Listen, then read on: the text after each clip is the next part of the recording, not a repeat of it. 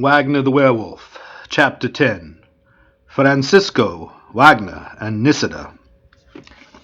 On the ensuing evening, Francisco, Count of Riverola, was seated in one of the splendid saloons of his palace, pondering upon the strange injunctions which he had received from his deceased father relative to the mysterious closet when Wagner was announced.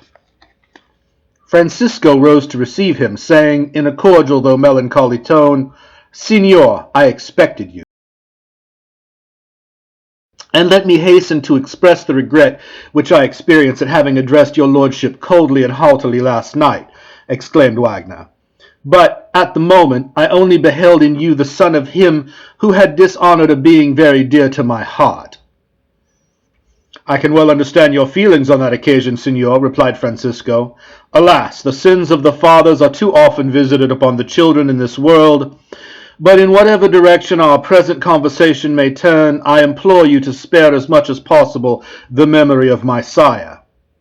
"Think not, my lord," said Wagner, "that I should be so ungenerous as to reproach you for a deed in which you had no concern, and over which you exercised no control. Nor should I inflict so deep an injury upon you as to speak in disrespectful terms of him who was the author of your being, but who is now no more." "Your kind language has already made me your friend," exclaimed Francisco. "And now point out to me in what manner I can in any way repair or mitigate the wrong done to that fair creature in whom you express yourself interested." "That young lady is my sister," said Wagner emphatically. "Your sister, Signor? And yet, meseems, she recognized you not." "Long years have passed since we saw each other," interrupted Fernand, "for we were separated in our childhood." "And did you not both speak of some relative, an old man who once dwelt on the confines of the Black Forest of Germany, but who is now in Florence?" asked Francisco. "Alas, that old man is no more," returned Wagner. "I did but use his name to induce Agnes to place confidence in me, and allow me to withdraw her from a scene with her wild grief so unpleasantly interrupted. For I thought that were I then and there to announce myself as her brother, she might not believe me. She might suspect some treachery or snare in a city so notoriously profligate as Florence. But the subsequent explanations which took place between us cleared up all doubts on that subject." "I am well pleased to hear that the poor girl has found so near a relative and so dear a friend, Signor," said Francisco. "And now acquaint me, I pray thee, with the means whereby I may, to some extent, repair the injury your sister has sustained at the hands of him whose memory I implore you to spare." "Wealth I possess in abundance, oh, far greater abundance than is necessary to satisfy all my wants," exclaimed Wagner, with something of bitterness and regret in his tone. "But even were I poor, gold would not restore my sister's honor. No, let that subject, however, pass. I would only ask you, Count, whether there be any scion of your family, any lady connected with you, who answers this description." And Wagner proceeded to delineate in minute terms the portraiture of the mysterious lady who had inspired Agnes on 3 occasions with so much terror, and whom Agnes herself had depicted in such glowing language. "Signor, you are describing the Lady Nisida, my sister," ejaculated Francisco, struck with astonishment at the portrait thus verbally drawn. "Your sister, my lord?" cried Wagner. "Then has Dame Margarita deceived Agnes in representing the Lady Nisida to be rather a beauty of the cold north than of the sunny south." "Dame Margarita," said Francisco, "do you allude, Signor, to the mother of my late father's confidential dependent, Antonio?" "The same," was the answer. "It was at Dame Margarita's house that your father placed my sister Agnes, who had resided there nearly 4 years." "But wherefore have you made those inquiries relative to the Lady Nisida?" inquired Francisco. "I will explain the motive with frankness," responded Wagner. He then related to the young Count all those particulars relative to the mysterious lady and Agnes with which the reader is already acquainted. "There must be some extraordinary mistake, some strange error, Signor, in all this," observed Francisco. My poor sister is, as you seem to be aware, so deeply afflicted that she possesses not faculties calculated to make her aware of that amour which even I, who possess those faculties in which she is deficient, never suspected, and concerning which no hint ever reached me until the whole truth burst suddenly upon me last night at the funeral of my sire. Moreover, had accident revealed to Nisida the existence of that connection between my father and your sister, Signor, she would have imparted the discovery to me, such is the confidence and so great is the love that exists between us. For habit has rendered us so skilful and quick in conversing with the language of the deaf and dumb, that no impediment ever exists to the free interchange of our thoughts. And yet, if the Lady Nisida had made such a discovery, her hatred of Agnes may be well understood, said Wagner, for her ladyship must naturally look upon my sister as the partner of her father's weakness, the dishonoured slave of his passions. Nisida has no secret from me, observed the young count firmly. But wherefore did Dame Margareta deceive my sister in respect to the personal appearance of the Lady Nisida? Inquired Wagner. I know not. At the same time, the door opened and Nisida entered. She was attired in deep black. Her luxuriant raven hair, no longer depending in shining curls, was gathered up in massy bands at the sides and in a knot behind, whence hung a rich veil that meandered over her body's splendidly symmetrical length of limb in such a manner as to aid her attire in shaping rather than hiding the contours of that matchless form.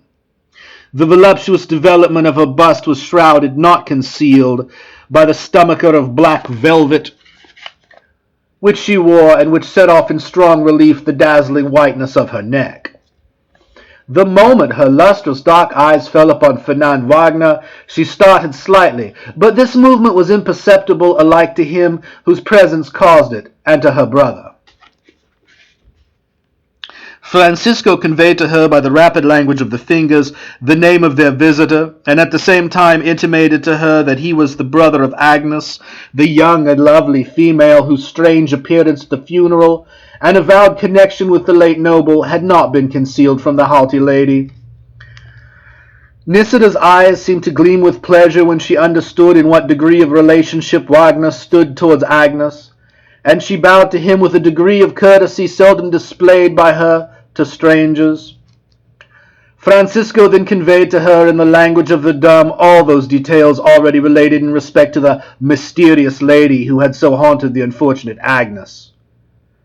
A glow of indignation mounted to the cheeks of Nisida, and more than usually rapid was the reply she made through the medium of the alphabet of the fingers. My sister desires me to express to you, Signor, said Francisco, turning towards Wagner, that she is not the person whom the Lady Agnes has to complain against. My sister, he continued, has never, to her knowledge, seen Lady Agnes, much less has she ever penetrated into her chamber, and indignantly does she repel the accusation relative to the abstraction of the jewels.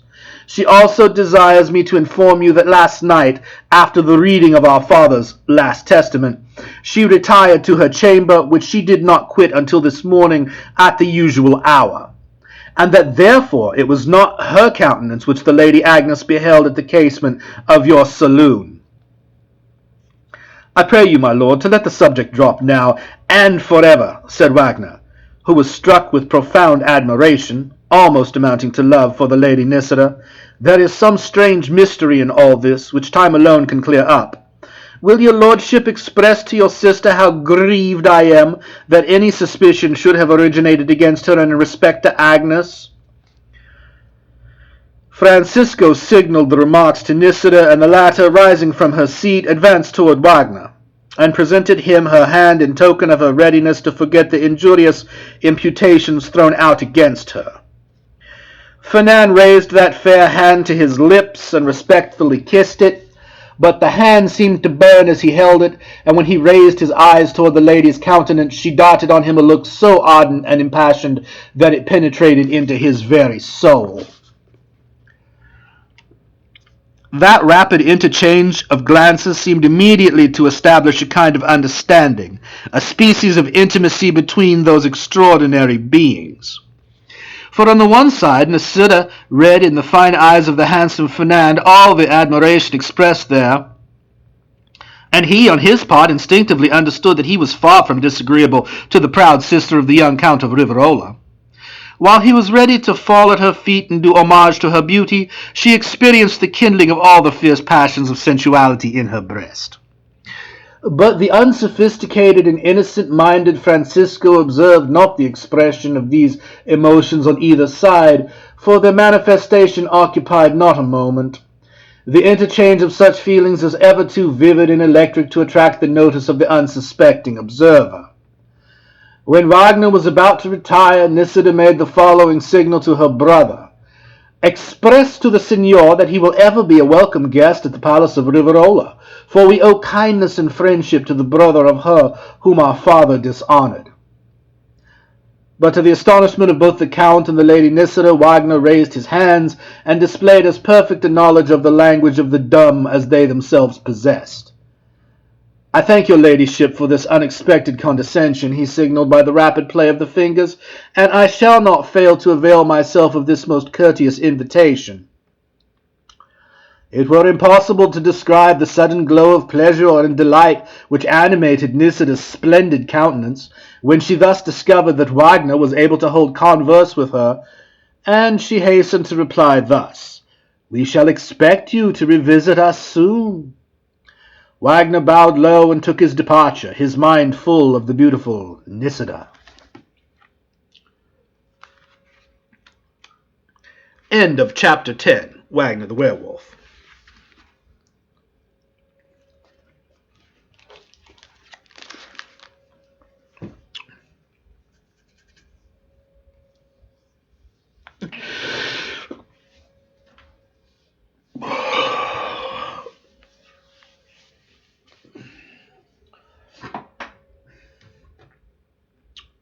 My bloody glasses up, mate.